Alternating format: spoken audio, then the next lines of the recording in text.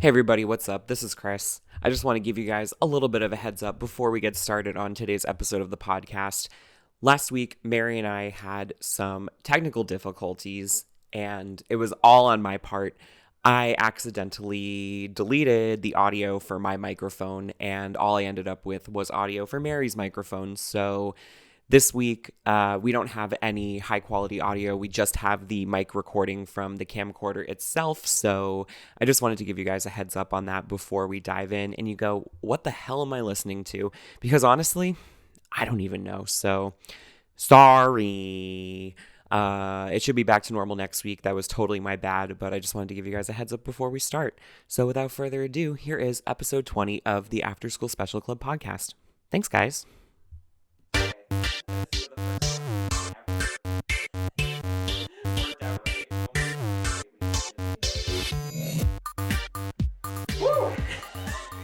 For 20 years. I definitely feel like this meme in the show notes. Yeah. It's so funny because Kendall picked that and I put that as her name. Oh my gosh. Hi everyone. Welcome back to another episode of the After School Special Club podcast. Hello, Chris. Welcome. I am Mary. We're suffering. We're suffering real hard today. Today is a chaotic day. This is the first episode we haven't started off singing. Because we're just not happy. We're not happy. We're not having it today. We're just not having it. You've joined us in our moods. Moments before I was swearing, so. Yeah, and we know that Chris is a very good Christian and he never swears, so. Ever. I've never sworn. I gasped a little bit. I was like, she clutched her pearls. Yeah. And then she took them off. Yeah, you're not wearing. I only wear my pearls when I'm clutching them. I think I need to clutch them. And then they disappear discard after. them. Yeah. Clutch, discard. Discard. There's just pearl necklaces all around the city. That's just I'm frustrated when like my pearls go off. I'm like, there's a lot of pearls dispersed. I think Mary had a tough day. A lot of oysters. Well, everyone, we're still here. We are doing it. And this is your show. If you like games, you like entertainment, you like stupid stories from our lives, you like kids screaming outside again. You like big moods. If you like big moods. Big moods. Like huge moods. Wow. Like mounds of moods. We have a pretty laid back show today. There wasn't too much exciting news or anything that really happened, and we did a long episode last week talking about the PlayStation 2021 showcase, so we don't really have a lot of stuff. We're going to obviously talk mostly about like the games that we're playing. I do have like one piece of news that I thought was interesting, so I thought we could talk about it. But before that, I want to talk about my ordeal that I had in the kitchen the other night. There's some blood involved in the story. You ready? There's blood. There's a warning. I'm doing a warning right now. So I'll start this by saying I've worked in food for like my whole life, and I've never had a knife accident. I have great knife skills. I've never cut myself with a knife. Wow, that's very impressive. The only time I can remember, it wasn't my fault. So when we used to work together, and you probably know this story because it happened, I think, when we were still working together, and somebody had put a paring knife out to dry. Yes, I remember this. Yeah, on a drying mat. And then another person, or maybe the same person, I don't know, put a towel over it. Smart. You want to hide the dangerous knives. Right. You want to hide them. So I, being me, and I keep my workspace clean, I went to grab the towel because I was going to put it in the laundry. I'm like, it's a towel, so I just grab it, like, full on, like, grab the towel, and I slice my thumb wide open, and I still have a scar. You can see it. Yeah, it's right there, guys. So I still have a scar from that, and that was, like, 2.5 years ago. Oh my God. So yeah, that's probably, like, the only, like, work knife accident that I've had. And it wasn't your fault. Exactly. It was someone else's fault. Right. Like, who thinks, like, were they tucking in the knife for the night? Yeah, they're like, oh, time for bed. Baby, go to sleep now. It's also, like, I hate hate's a strong word. I very strongly dislike people that just leave, like, around. Yeah. Constantly. Even, like, you're done, even not necessarily at work. You're just leaving, like, discarded towels everywhere. No. We have a problem. It's like people who leave, like, cabinets open. Yes. I can't deal with that. Yeah. Yeah, and then also, like, when you cut your hands bleed a lot. Yeah. Even if it's not serious, because it wasn't that serious of a cut. It was kind of deep, but it wasn't like the worst injury I've had. But it bled so much, and so I was at work. So then it's like I'm trying to figure out. I'm like dripping. I was dripping blood on the ground, on the counter, like wherever. I'm like, okay, there's people, like there's coworkers, there are customers. I'm like, it's like squirting out. Right. I'm like, this is the worst place. Making someone's latte, and you're like, a little heart. There you go. Blood orange. Yeah. Minus the orange. It's the new specialty drink. So that's like the worst. But I don't know, like the other night I was like microplaning garlic. I was making aioli at home. Which is very impressive. Yeah, I'm buff also now. It's an entire body workout. Yeah, well, because you have to whisk it. Oh, yeah. But you have to stream the oil in very slowly. Yeah, like emulsify it, right? Yeah. Right. So I was like whipping it, So part of making this aioli was I grated garlic. And I don't know, I was not paying attention, I was going really fast. And I... Grated your finger. Yep, I sliced my finger, and I didn't really feel it. And so I was doing, and I was making like a whole meal. So I had like stuff in the oven, I had stuff on the stove, I was like doing whatever. So I got the oven mitts because I need to get something out of the oven. I take the oven, it's not a mitt, it was like one of the like flat square ones. I like go to hang it back up on the hook and it's covered in blood. And I was like, I was just like, hello? Someone just committed a crime and then I didn't know about it in this kitchen? And I was so mad because they're brand new. They were brand new because I did like a haul. Are they like white, like pure white? No, Okay. but they're like the color of this blanket. Off-white. White. White, yeah. That I got when my other roommate moved out, she took a bunch of stuff with her that was hers. So I replaced it. I did like a huge haul from like a restaurant supply store. I got new oven mitts and then I promptly bled on them. So that was my week. And that was only part of my week. I had like an emergency earlier in the week, which I won't talk about, but Mary knows. So that's how my week has been. Yeah, it's been a chaotic week, guys. It's been a terrible week. Also, nature's seasoning. Yeah, nature's seasoning. Would you like some flesh on that? Well, the time I have a piece of my finger missing. Because I was so desperate to eat after work. Like, desperate. I was so hungry. We've all been there. Didn't eat anything all day because I was so busy. And I was like, and there was a loaf of bread. And I was like, I'll eat this loaf of bread. I'll cut a slice. And then I got a bread cut, like a bread knife. And I was slicing. Serrated knife cuts are the worst. And I was serrating into my finger and I didn't even notice it. I didn't even realize. And then I was like, ow! Until I serrated a chunk of my thumb off. See, I think, because I think I just have like the perfect storm of no sensitivity in my hands. That's why I didn't feel it either. Mm-hmm. Because I play guitar, so my fingers are just covered in calluses. Because I was holding the microplane with my right hand, so I was grating with my left, so I didn't feel it. I play guitar. I also am diabetic, so I'm always pricking my finger to check my blood sugar. Oh yeah. Or not anymore because I have the CGM, but that's also calloused my fingers my whole life, and I've burnt my fingers on hot things at work so much that I'm just like. Your fingers are just like, we don't know. We don't what? Yeah. Hi. Does not compute. So that was my week, and I wanted to share that story because I thought it was really funny. It's pretty funny and dangerous. Also, it's our 20th episode. Happy 20th! We're 20! We're 20 years old. Woo! Girls Gone Wild! Almost allowed to get alcohol. Almost allowed. I've never drank before, though. Don't pay attention to other previous episodes where we were drinking, because that was really water. Yeah, we don't drink anymore. We don't drink anymore. Well, I'm drinking coffee, but...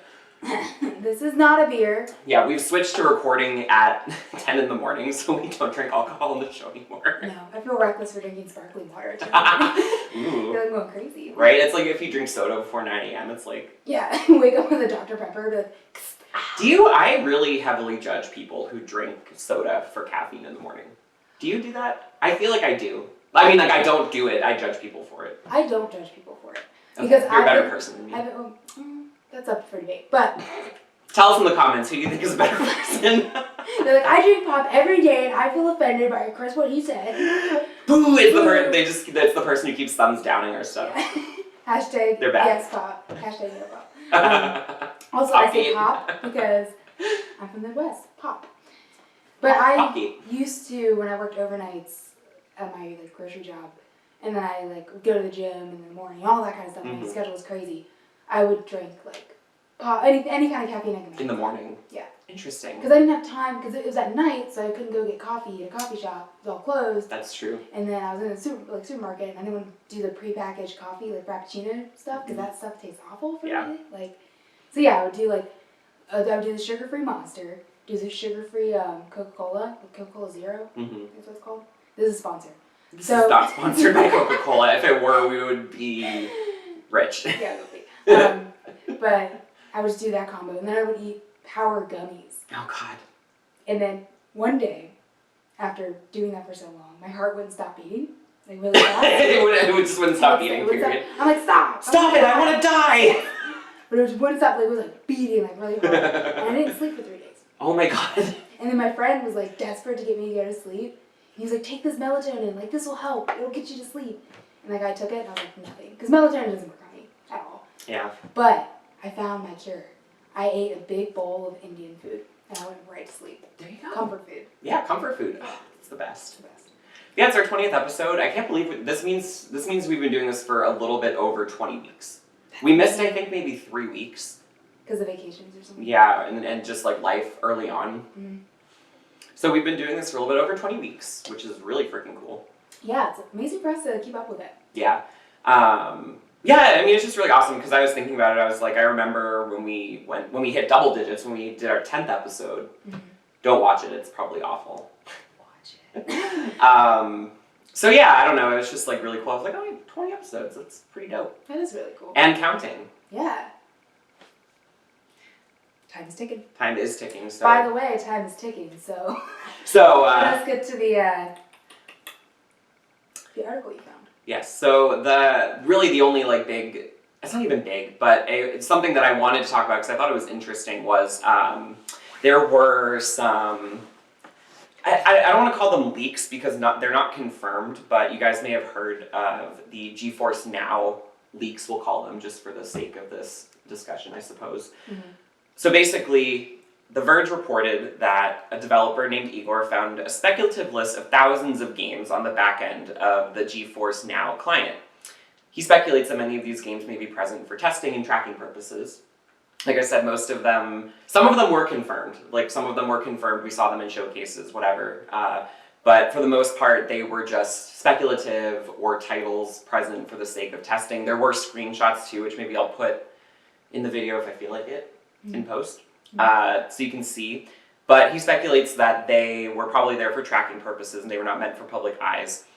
He also mentions that they even have NVIDIA confidential watermarks on some of them. So, ooh, spicy. Going deep end.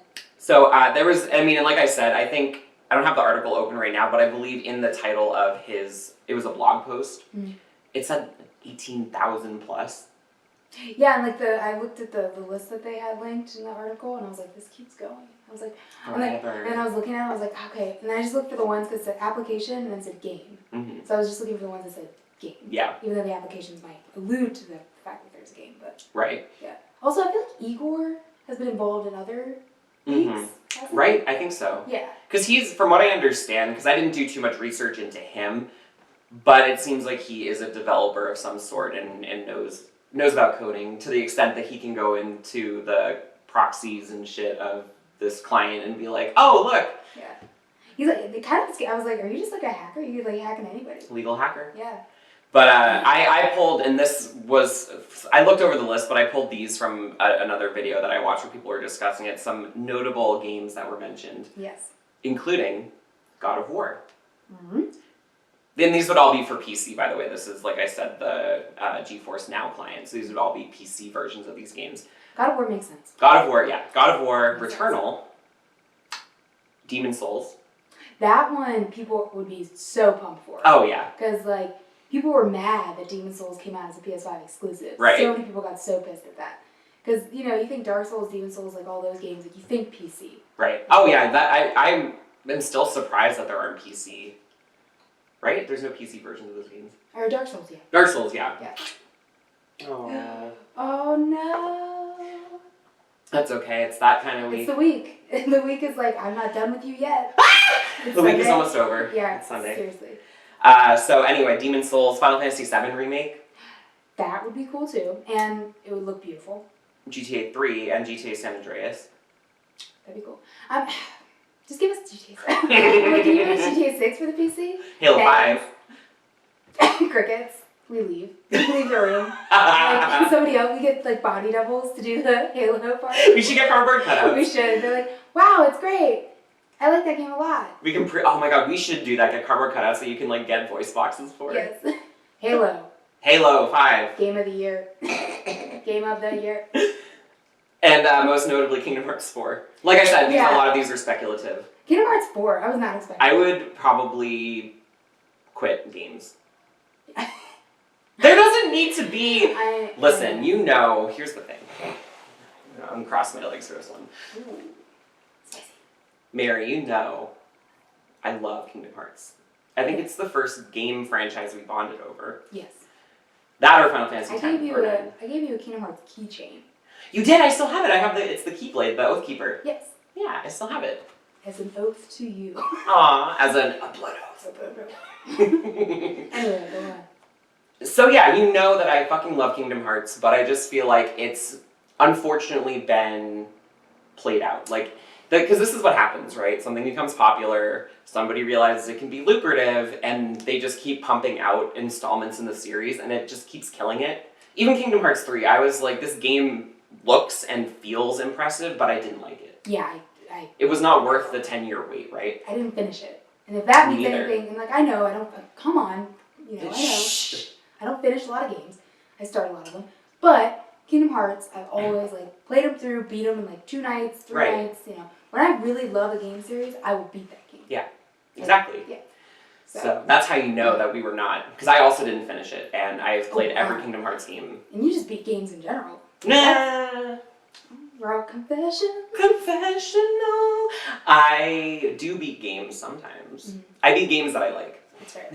Enough to invest all that time into it. Mm-hmm. But Kingdom Hearts, I've played every game. Yeah. Even like I haven't played, there was like a mobile game.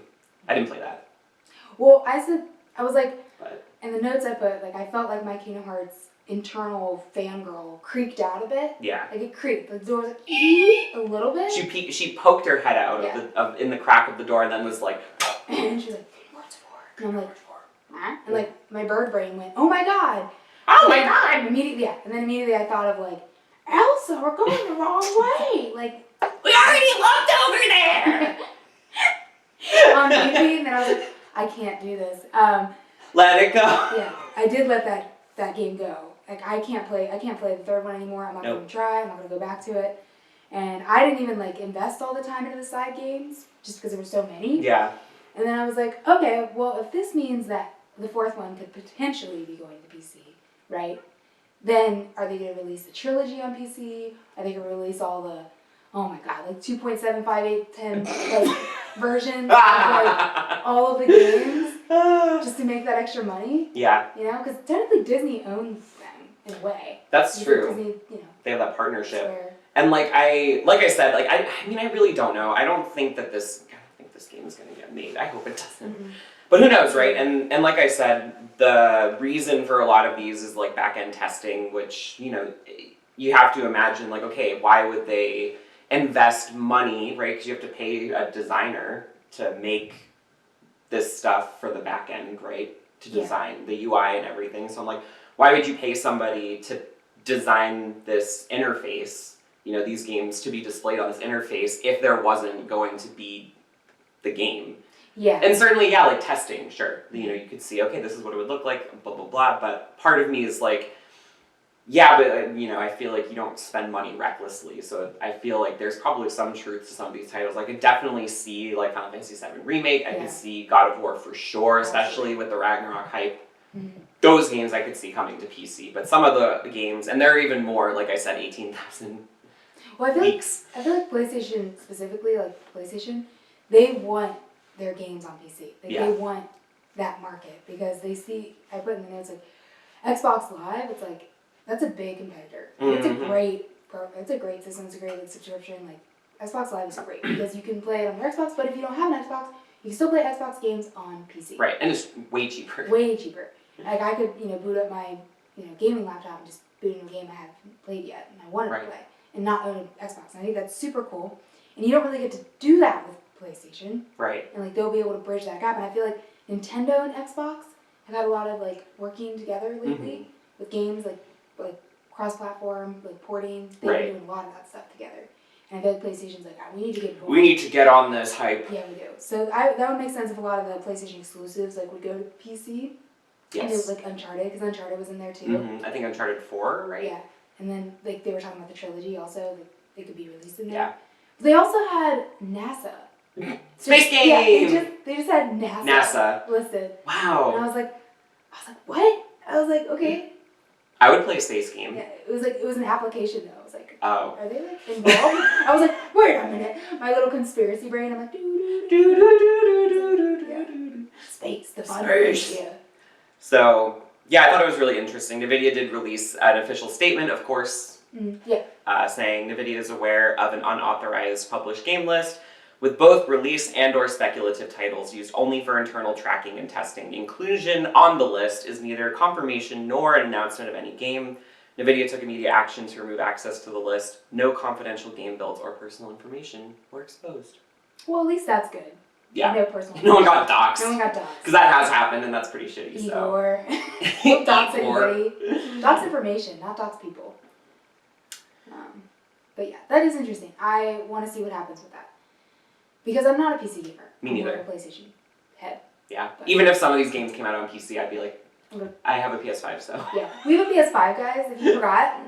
We should find a way to talk about it every episode. Well, we had a viewer talk about, like, recently to me, he was like, I don't play Kingdom Hearts. You guys always end up talking about Kingdom Hearts or Final Fantasy. Or Final Fantasy. In every one of your... Because we fucking love it. We love Final Fantasy.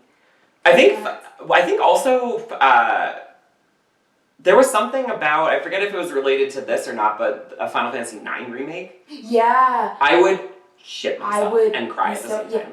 Yeah, shit cry. Everyone needs a little shit cry. Everyone needs a little shit cry. Because oh my god, because that's another game that you and I both love and have bonded over so much. So I would shit cry. Yeah, I would too. I would do like a pool of like shit and tears. Yeah, the room would stank. Be playing games and shit and cry. Yeah. No, that would be beautiful. I would love that. Because you can imagine like, we're talking about Final Fantasy again, but that's why I brought it up. Could you imagine like Vivi and like Zidane? Vivi would be so cute. I want to get a Vivi tattoo. Oh yeah, we have to get matching Vivi tattoos. That's right. I already picked the one I wanted. I didn't show you yet. Text me. Text you. But I was also thinking that I wouldn't want it to look like Final Fantasy VII Remake. I want it to like look like, because 9 is more like cartoonish. It's more cartoonish, yeah. I would want that style, but high fidelity graphics. Yeah, and if you look online, there's a fan recreation. Mm-hmm. Like a fan is trying to make the game and like an engine. A lot of these like people that like fan made games, they'll release them. They'll get like, cease and desist, like stop doing this from like the company, of course. Yeah. But, like it'll still be out there. Right. So you can like see some of the images that he's already made. It's they should really impressive. Hire this person. Yeah. Because that happens too sometimes. Yeah. Like there was somebody, I think they got hired, what was it? They got hired to work on the Marvel games because they were doing like deepfake. Their deepfakes were like so good that they got hired by the studio. That's awesome. To work on the games. I think it was for maybe Guardians of the Galaxy. I don't know. Were the deepfakes like the Tom Cruise deepfakes? Because that's the one. Those are the only ones I've really seen. No, I don't really remember. I shouldn't have brought it up because I'm like I don't remember. But deepfake. I know that it's happened before where people have done like cool like fan stuff and the quality of their work is really well done, and so the studios are like, you should come work for us. Yeah, that's what happened to AM2R, which is another Metroid 2 remake. Mm-hmm. A fan recreated a Game Boy Metroid game, which is like black and white. You know what a Game Boy looks like? It's right. Simple. You know what a Game Boy looks like, and I'm like, it's like black and white, simple, like no backlight, like mm-hmm. that kind of thing. And he recreated this game to actually make it look really beautiful, and like he elaborated the levels and new bosses. Like he really added like a lot of things. Yeah. It's all color, like, and yeah, there's a cease and desist letter. Yeah, cease and desist letter is like, no, stop doing that, like please. But his stuff is already out there. You can download it. Yeah. If you're but I think that remake is the best one of that game. Mm-hmm. And later on, Nintendo released their own version, but it wasn't. I feel like it wasn't as good. Mm-hmm. Yeah, but that guy is working for Ori and the Blind Forest, or Ori and the Will of the Wisp. Yeah. Yeah, he worked on that game. Oh, that's cool. Yeah, I was like, that's actually really cool. Wow, dreams really do come true. Yeah. Not my dreams, though. Nope. And he did it just to learn. That's really cool. He didn't know anything. He didn't know how to develop. He didn't know how to like create any of the levels or anything. Yeah. And he just did it, and then got a job. Wow. It's really cool. That's a success story. Right. Cool. Moving on from that. That was my only news, and it's not really news, but we're gonna just kind of talk about some games now because I feel like we haven't spent a lot of time actually talking over games that we have been playing, except for we did that whole episode on Road 96, but yeah, I feel like sometimes I just want to talk about what we've been playing, so that's what we've designed the rest of the episode to be. yes. So Mary, why don't you start because your stuff is next in the show notes. Well, first off, I'll always say that my birthday was just this weekend.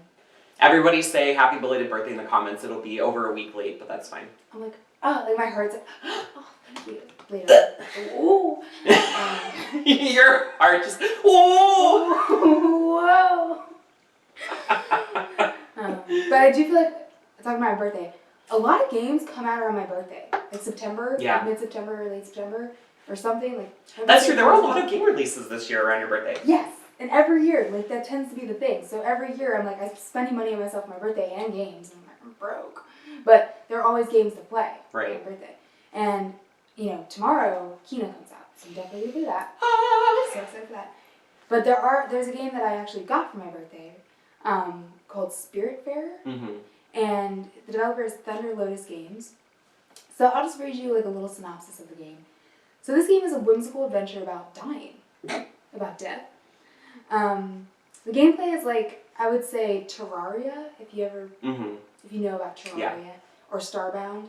It's definitely like one of those type of games. Like you collect, you forage, you're on this boat, and you have to help spirits go on to the afterlife. And the afterlife is actually called something, it's called the Everdoor. So that's what, like, yeah, it's really beautiful. But essentially, you're the new Spiritfarer. So you take off, like, in the beginning of the game on this boat, and you meet the current Spiritfarer, and then he's like, I'm leaving, going through the Everdoor. I'm retiring. Yes, and then you're going to be the new one. So he's like, find a boat, and do all that kind of stuff. So, find a boat. Find a boat. You don't get any resources, No. but you have to do this. Yes. So then she's going, and your best friend is a cat, and the cat is with you the whole time. God bless. As your companion. So the cat is so cute. Wait, I have to, okay. Daffodil. His name is Daffodil. Fairer Daffodil. And you can hug it at any moment. Oh my God. Like, and you could stop what you're doing and just hug it and like pet it. And I'm like, that's a good game when you could. Oh my God. Yes. So cute. Wait, she's so cute. What's the orb on her? Oh, collar? so that is actually, like, basically as a Spiritfarer, you get this like glowing light, this orb. Uh-huh. And that is what helps you travel. Oh, got it. Collect all the spirits to bring them to the Everdoor. Oh my God. But you play as Stella. So Stella is the main character. So her job is to ferry the spirits she meets along the way to the afterlife Everdoor, as it's called in the game. But I wasn't really expecting too much from this game. But I feel like it's so meaningful and beautiful, and it takes death, something that's like kind of scary and intimidating, and it can be a lot to try to process. Yeah. And it breaks it down in a way that's very peaceful. Yeah. And calming. And like that is so really cool that they could do that. Like convey death in such a way. Right. And be really healing for people, like for myself who, has been struggling with that for years. And like I think that's a really cool way to like explain it. Yeah. But basically the style of it I would say is like a Ghibli film. Okay. It looks like a Ghibli film. And the music is very orchestrated and it's very beautiful. And there was one thing that somebody said that I actually agree with. It's like Animal Crossing a little bit, but as a platformer. So a platformer, Animal Crossing. Animal Crossing with a point. Ghibli, yeah. Ghibli film. But it's really fun. Like I'm having so much fun with it. Because you get to like build things on your ship. So the ship is pretty big. And you get to build like houses and like gardens and like farms essentially and a kitchen. You like make food to feed your spirits because your spirits stay with you for a while, and they'll live on your boat and help you. Oh, cool. Do all kind of foraging for you. Each, I guess, spirit has a different function and what they're good at, and each spirit likes different food. They like communicate differently. They like hugs. Some don't like hugs because you can hug them and attack too. And like the spirit that I have on right now is like a snake, and it's so snake. So cute. He's like has this like robe on, so like it's just his head poking out, and like you can like hug him. You're like hello. Yeah, it's so cute. I really love this game. I'm really impressed by it so far. I didn't know much about it. Like I knew that it involved animals, and immediately I was interested because the animals aspect was really cute, and it looked beautiful. The style was gorgeous. But yeah, I give it really high scores so far, and I've only maybe like 2 hours into it. Okay. 3 hours in, which is actually pretty decent for me. To like keep, and then I'm like keep with it. After this, I'm like I'm just gonna play it. Like you know that when you feel like a good game, you just want to like stop what you're doing and like, just want to play it. Like that's the kind of this game. Yeah. That feels for me. Yeah, that's like I beat the medium again last night. Yeah. For the 3rd time. Nice. I mean, it's such a short game. It's only like maybe 10, 12, 15 hours of gameplay, but it's just one of those games where I just love the way it looks. I love the way that the plot progresses and the nature of the character and the world is revealed to you, all that stuff. So I got home last night, we hung out, and I got home and I was like, what do I want to play? And I was like, booted up my PS5 and I was like, medium. That's awesome. That's a really good feeling when you find a game that you just want to keep replaying. Yeah. Yeah, because it doesn't happen often because there's so many games out there. Yeah. They're coming out with so many at a time. I know. Sometimes I just scroll through the store and I'm just like... Yeah, it's like Netflix. Netflix scrolling. It's like, oh, what should I watch? It's like you just like end up the whole night spending like watching all the thumbnails going like, I don't know, and then you just turn it off. Right. By the end of the night, I've watched like 20 trailers and I haven't downloaded any games. That's it. You live vicariously through the trailers and you're like, I gamed. Basically. Yeah. Yeah, it's nice though, because especially with the medium, like the ending is one of those endings where it kind of leaves it up to your interpretation. So it was just nice too, because I finished it and I was like thinking on it again. I was like, do I feel the same way that I did the first time I played? Now that I know everything and I got to play it again, already knowing everything, do I still feel like the ending is interpreted the same way for me? So it was nice because it made me think. Like I like stuff that's cerebral, that makes me actually think. And I do also like games where I don't have to do anything sometimes, but yeah, it is nice. I like, scratching the old tumbleweed up there. Yeah, it's like, yeah, it's nice to scratch a little bit. But the next game, we actually beat together last night. Mary did all the work, but I was there. Yeah. So Chrissy joined in I think the last chapter, like second to last chapter. Yeah, I think the last 2 chapters. Yeah. So we're talking about Life is Strange 3. Yeah. It just came out. I got it for the PS5, and it looks gorgeous. True game colors shining through.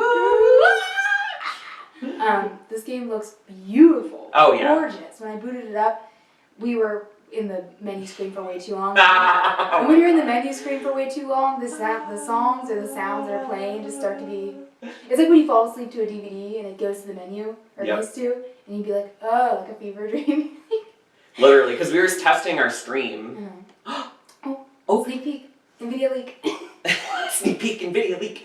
Yeah, we were testing a stream, and so we had it just on the menu screen to test like the sound, is the video working, all that shit. But it was for like an hour we were in the menu, so it was awful. But the menu, when I booted up the first time, not that time, and I heard the music and I saw the visuals, I was like, this game is going to be so good. And it was so good. I beat it. So I played most of it on my birthday, actually, and then I beat it yesterday. So it only took me like 2 days to beat it. Yeah. It's a really short game. You could beat it in one night, for sure. Yeah. But if you know Life is Strange, the series, it's all about decisions. It's all about, like, human stories, connections. And you don't really do much. Like, there's not a lot of gameplay. Right. It's mostly just, like, walking around, like a walking sim involved with, like, decision-making. Right. And, like, your decisions affect the story. Your decisions affect the outcome of what happens to your character. Right. So I played the first one a while ago. I played it actually on the PC. Really liked that one. In that, you have like powers. You're at high school, and you have superpowers. Right. And the second one, you also have superpowers. So each character like has a power. Or they don't like to call it superpower, but I do. And it all takes place in the same world. Right. So where this character in the third one is living in New Haven, technically it still exists the other characters in their other towns. Right, wherever they are. Arcadia, yeah. Yeah. So, but this is the first one that actually switched hands. So it was Don't Nod. So they made the first one and the second one. Right. And this one is actually made by Deck 9. Mm-hmm. And I thought it was interesting because I was looking up like previously that Deck 9 made the DLC Before the Storm for the first one that came out after the first one. Yes. That game, I really liked that one. Like, I liked the first one, loved the DLC. Yeah. Disliked the second one very much. Didn't even like play through it. Stopped playing. And then they switched back to this one, and because the studio made like this one and the DLC, I was like, oh, like this is Life is Strange. Like this is how it's supposed to be. And I'm really excited for the future of it because I feel like in their hands, it works really well. Yeah, I absolutely loved, because I was there, because I hadn't played any of it, and I just watched you do the last 2 chapters, which is where all the meat of the story is, so I was like, cool, I got everything, basically. Yeah, you got the heat of the moment. I did. I think I literally came over, you were like in the middle of a really tense decision. Yeah, I was like, should I, shouldn't I? I'm You glad turned it I off. did. But I made the right decision when you were there, but previously in the game, I did not make some bad decisions. I messed up a lot. Shouldn't have given some of those people the suck. Shouldn't have sucked them. Play the game, you'll understand. Yeah, I played it, you'll understand. Yeah. But yeah, no, I really enjoyed it. I don't know if I've talked about it on the show, but I'm not a huge fan of the first or the second one. I like the first one, I don't like the second one, but I probably wouldn't go back and play the first one. Yeah, I mean, I don't think a lot of these games have, like, if you are curious about how the story would progress, if you would have chosen different aspects, if that kind of stuff intrigues you, then yeah, it's definitely replayable. But I don't like to replay these games a lot. Yeah. Because even if I love them, like, I am maybe not happy, but I'm content with the decisions I made. Right. Plus, like, it's one of those things where I feel like with those ones, I'm like, okay, like, I know the story. Because I think part of what makes Life is Strange so interesting is you know that there's going to be a plot twist. Like, you know there's going to be some shit going down. So it's like, part of what makes it fun for me is being like, well, what's the big reveal going to be? Like, what's the, the tension? Like, what's the 411? Yeah, it's almost like a soap opera. Yeah, kind of. Honestly, it kind of is. And so it's like, if I were to replay them, I'd be like, well, I already know the nature of this story. So, yeah. And I, again, wouldn't be super interested in, like, going back through and choosing the other options. Yeah, that's true. It is really interesting, though, because the other 2 games didn't do this, right? Where you could actually see what other players chose, and it gave you percentages. I feel like it... Did they? Yes, I think it did. Okay. I couldn't remember. It's been so long since I played the first one, Before the Storm. I know the second one does. Yeah. But I don't know if the first one and DLC do. But a lot of those games do that. Because it is, I think that part is interesting to me, because I like people, I like, understanding people, so like... Yeah, it's like the psychology of gamers, like you're giving like an inside eye on like what other people decided. Right, because you're like, oh, like what is that, I just love seeing what like the really low percentages are, like, oh really, like people did that, or what does that say about that person that they chose that option. Yeah, I had a lot of decisions that not a lot of people made. I tended to do the ones that were kind of off the beaten path, which makes sense because I like to be off the beaten path a lot. Guys, Mary's different. She's not like other girls. I'm not like other girls. But yeah, I did like the story. It was very beautiful. Yeah, it's gorgeous. And I think that game is all about, so it's all about emotions. Like, her power involves emotions. Yeah. And she's like an empath, but to the extreme. Mm-hmm. She's the most extreme empath you could ever be. Because you can sense people's emotions, and you can, like, basically read their thoughts a little bit. Yeah. Or not read their thoughts, but you can feel why they're feeling that emotion. Right. So you can step in their shoes, literally, and like... You can take their shoes. Yes, you can take It's a weird game run. feature. Yeah. You steal their It's like shoes. Foot Locker. It's like a sim. It's Foot Locker sim. Foot Locker sim. They're making things for everything. They're making sims for everything now. But the emotions are like the main character. I feel like the emotions are the main character. Yeah. That's the main overlay of the story. And because of that, like, their faces had to be very realistic, like, to convey emotions. Right. So they used, like, full motion capture for the voice actors, which I thought was a smart decision. Yeah, that's really cool. Yeah, because if you're gonna be making a game about emotions, you need to be able to depict that in your face, because a lot of times your face will show you something that you... Yeah, body language. Yeah. Body language. Yeah, and that's one of those games that, like, I genuinely pretty much liked all the characters. Yeah. I mean, like, there was one character I liked, and I was like, oh, no spoiler. Spoiler. I'm not gonna say Spoiler it. cast. No. But I did like all the characters, and I felt like you were invested. Like, I was invested in the town. Mm-hmm. Because, like, there's a part of it you can, like, LARP. Mm-hmm. And, like, you do a LARPing event with your friends. And, like, one of your friend's sons. So, you and the son are, like, going around and, like, in this town. And, like, your love interest, I guess, is, like, pretending to be monsters. Like, they have a mask on, and they're, like, rawr, you know, and, like, they're attacking you. And then it goes to, like, a Final Fantasy type, like, you know, fight scene. Like, fight sequence. You know, like, do all those things, like, attack, magic, item. It was so cool. I was not expecting that. The game, I give it, like, a 9 out of 10. Wow. That's Mary's review right there. That's, like, gold. Mary's reviews. Mary's review. Yeah, it was awesome. I might go back and like watch the first few chapters online. I don't think I'll play it myself just because I already watched you do it. So. Yeah. And then you can like judge my decisions. Right. You rewatch and be like, why did Mary decide that? Mary, what the fuck? Yeah. I'm like, I texted him like, so Mary, I'm like, you should have actually chose this. I'm like, all right, well. You were like, well. Yeah. Shit my pants. Okay, well. May I? You may. Not. No. I'm like, okay. Don't do it. Leave. Get out. This is my apartment. Well, it's mine now. your roommate's like, what happened? I'm like, hi. Roomie. Roomie. He's like, what the fuck? He's been gone for a week. He comes back. Don't be just a bag that's moving in the back. Okay, so the game I wanted to talk about is Lost in Random by Zoink. Zoink, which I just love. Yeah, that's a great game. The name of the studio. So this is. You watched me play a little bit of it the other day, right? Yes. When I had my emergency, and I was like, Mary, I need your support. Yes, and this game is very unique. Oh yeah. Yeah. It's very stylized, which I love. I think I've talked about before. I like really stylish games, either really realistic or really stylish games, and it is definitely. It's kind of like a little bit darker, sort of gothic, almost like Burton-esque. Yeah, if you will. I got a strong Burton-esque from that. So that's kind of the style of it. You play as a little girl named Even. I had to think because her sister's name is Odd. Which is cute. Yeah. And quirky. And you're looking for her because she gets kidnapped, I guess. Taken. I will find you. I was thinking that. So she gets taken, and so you embark on this journey to try to find her. And the game itself is very unique in its level design. I actually really like the concept. So it's all based around like numbers, not like numerology, but just numbers. You have a dice companion named Dicey.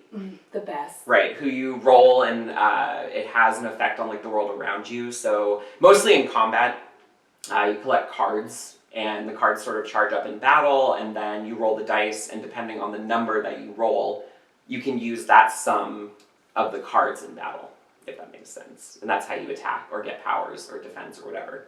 Yeah, I was not expecting. So I did see Chris play through like the fighting sequences. Yeah. And a little bit of the beginning. And I also like was playing it for a while. Like I was actually like, walking around like in the very beginning. I was like, "Do you want to play again?" I was like, "Oh yeah," because I was eating. I ordered takeout, yeah. And Mary was playing. And I was like, "I don't want to stop playing," but I know it's his game. He wants to play it. Yeah. So I gave it to you, and then the fighting started after that. And I wasn't expecting that. Like it's very. I don't even know how to describe it. Like I really haven't seen. It's kind of like you were saying, like Chain of Memories, right? Like, almost, yeah. Like where you have cards and. Rather than it being like, oh, you have to, like, have a really high sum of cards or else your enemy can, like, break your chain or whatever. It's just kind of like you have the cards, they're numbered, and you roll the dice. And whatever number the dice rolls, you can play that sum of cards. And so the cards, there's a whole bunch of them. You have, like, attack cards, defense cards, cheat cards. So you have some cards that are zeros, so they don't spend any of your roll. And they'll do things like add numbers to your dice roll, or there's one that you can play and then it just brings a different card into your deck. Because essentially you have a deck of 15 cards and you can swap cards in and out when you get more. And so it kind of randomly generates cards once you charge your deck up in battle. It's like a deck building game with... Kind of, yeah. Yeah, a little bit. And then it also reminds me of this... I was actually thinking when you were playing it, it reminded me a lot of this game called Folklore. Mm-hmm. And that was released for the PS3. Yeah. The fighting sequence of that actually reminded me a lot of it. And also like the Burton-esque Gothic type of style to it. Yeah, I really like the fighting sequence. And Dicey is amazing. Dicey! I love Dicey. He attaches himself to you. And it's so cute. It's like a backpack. And the game is very whimsical too. I think you used that word, and it's very whimsical. You have a narrator who's kind of telling the story, and just the interactions with the characters, the interactions with the environment. Like I think the first thing I was like, Mary, like go like look at those paintings because they have like whimsical commentary. So it is. It's very whimsical. It's very cheeky, and just very stylish. And like I said, it's kind of number based. So you start off in, I think it's just called One Town. So this is like the lowest level of society. Everyone lives in poverty. And then it goes all the way up to 6. So like a dice, it goes all the way up to 6. Well, like a normal, like a regular D6. dice. D6, yeah. So it goes all the way up to 6. And Sixtopia, I think is what it's called, is like the Queen's Castle. It's like the kingdom. It's like high society, whatever. And the premise is when you turn 12, you have to roll the dice, and that determines your actual place in society. And so her sister... even sister Odd, she rolls a 6, and so she gets kidnapped, essentially taken by the queen to go.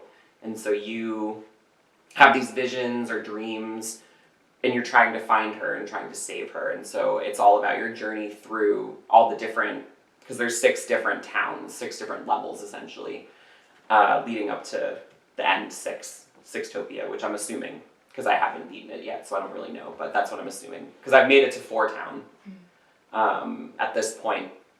And so, yeah, it's really interesting. The dream sequences are really cool. I can't decide if they're dreams or visions, because they seem to be like dream sequences, but then they kind of reveal like what's happening to Even's sister while like she's away with the queen. Yeah. So they're really interesting. It's that sister bond. Yeah, that deep sister bond, sisterhood of the traveling dice.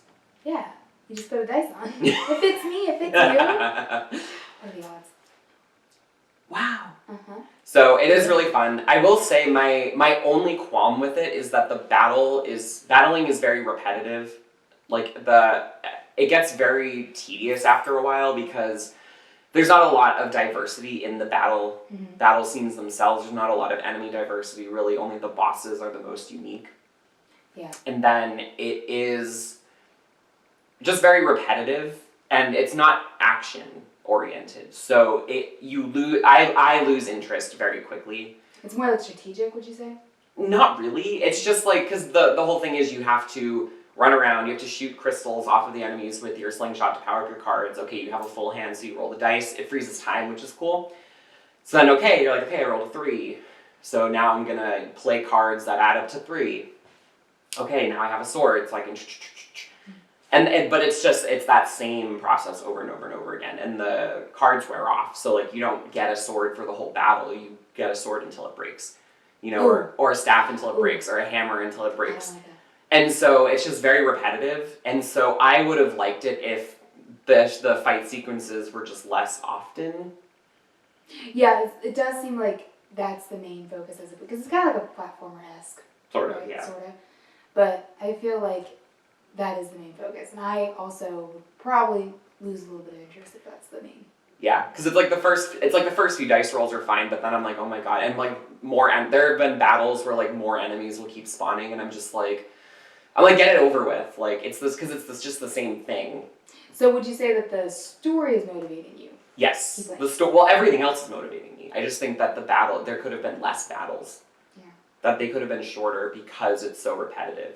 It's hard to stay invested, because I do think the mechanic is cool, but it's hard to stay invested because it's the same thing every time. Yeah. And I mean, it is cool, like the way that you level up. There isn't really a leveling up system, but as you progress, add more numbers to Dicey, so you can roll higher rolls, and you can play more cards and compound more cards in battle, but it's a very slow process, because it's like basically every level. Does Dicey change? So like, I'm thinking of like a D6 and like a D12. Like if you got to be like a D12, for example, does it change? No, you just add dots. Oh. So he has like indentations where there would be the numbers. Oh. And so you start off with 1, and then, or you start off with 2, I think, and then you get 3. Oh, so okay, that's what I was confused at. So Yeah. he stays like a D6 and then Yeah. plugs it in. I didn't know he had missing. Yeah. That's cool. And so then you can't roll a higher number until you get a higher number. So the max I can roll right now is a 3. Yeah, because I think when I was watching you play, it was like 2. Yeah, it was like 1, 2, 1, 2. And I was like, wow, what are the odds? Doing 1, 2, 1, 2, 1, 2. And at that point I didn't know either that like he just didn't have 4 through 6. Yeah. Or 3 through 6 at that point. So I was just like, what the hell? But everything else is really engaging. It's nice too because there are side quests, there are collectibles, but not in a burdensome way. Like there's only 10 storybook pages and any handful of cards that you can get every level. And so the storybook pages are cool because I think it's like 1 or 2 per level. And the storybook pages, first of all, the illustrations are really cool. They're really, really cool. And they tell the story of the dice wielders and the dice, like historically. So you slowly get this progression of history where you learn about like the dice and the dice wielders and like what happened to them inevitably. So that is really cool as well. It makes me want to find these collectibles, which typically I don't. A lot of times when I'm playing games, unless it's a game that I really, really love, I don't do collectibles because I'm just like, I don't want to. I'm not interested. So I'm actually wanting to collect the storybook pages because I want to progress that sort of side story, if you will, to learn more about the nature of the world.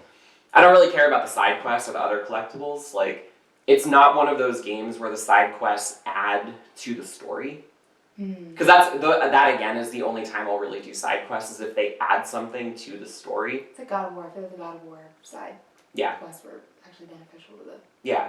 And like you actually got stuff that could help you. Yeah. You know, these ones are more just like, oh, like you get a card or you get like a monetary reward, which is fine, but they don't add anything to the actual like main story. So I'm just not interested in doing them. I just kind of want to play the main plot. And I told you, like, if I happenstance do a side quest, that's fine. Like because I will take them all on, but I'll only complete them if it's like it happens to be on my way to something else. Yeah. Definitely, I've had games like that too. When did this game come out? Like a week ago. Oh, okay. 2 weeks ago. Got it. Because it was under my radar. It was completely under my radar. And I was like, oh, this game exists, and it's really cool. Yeah, I've been waiting for it since it was in the showcase, the EA original showcase.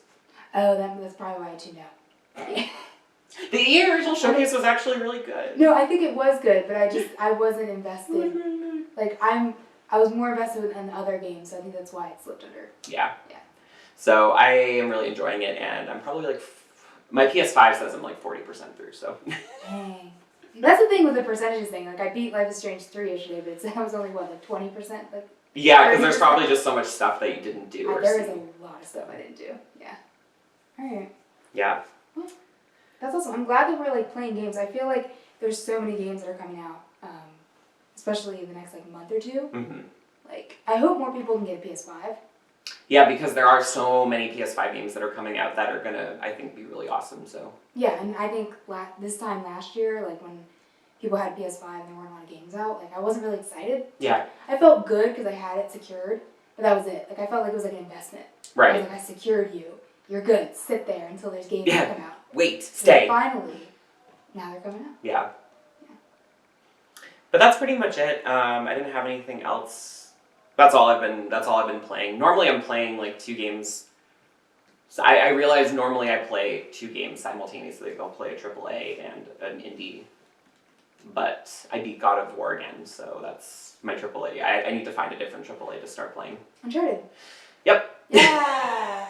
I'm still putting it off because I'm like, because I know I'm going to want to play all of them. Yeah.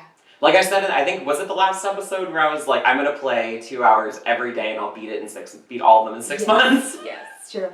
Well, it's funny you said, I mean, I've already beat all of them, but those are games I beat, all of them. But I actually tried to go back because you were talking about wanting to play them, and I was like, oh, I really want to play them again too. Yeah. And I went back to the first one, and I was like, I can't play this Yeah. And I skipped to the fourth one. And I started playing the fourth one. I was like, fine wine. Aged. I do that too. That's what I've always done with like Kingdom Hearts in the past when I've gone back and played them. The number of times I've played the first one is significantly lower than the rest. Yes, absolutely. I start the first one, get to the island, do the race for the what was that fruit? I don't know what kind of fruit it was, but after that, I'm like, when I get to the actual game where you can like go around and like explore, I'm just like, I'm good. Yeah, the second so basically with the first game, I go through the island, I go through Traverse Town, and then once I have to do the Tarzan world. And Alice in Wonderland, I'm like, I don't want to do this. The Tarzan world. That was my least favorite I world. would get so lost. Actually, Atlantica was my least favorite world. Oh, because the songs, yes. No, in the first one. Oh, because you have right. to swim. Yeah. And fight. And fight. It's so hard. And it sucks. Yeah. But the Tarzan world, I always get lost. Oh, yeah. I kept getting lost with the vines, because like, vine 1. Yeah. Vine 2.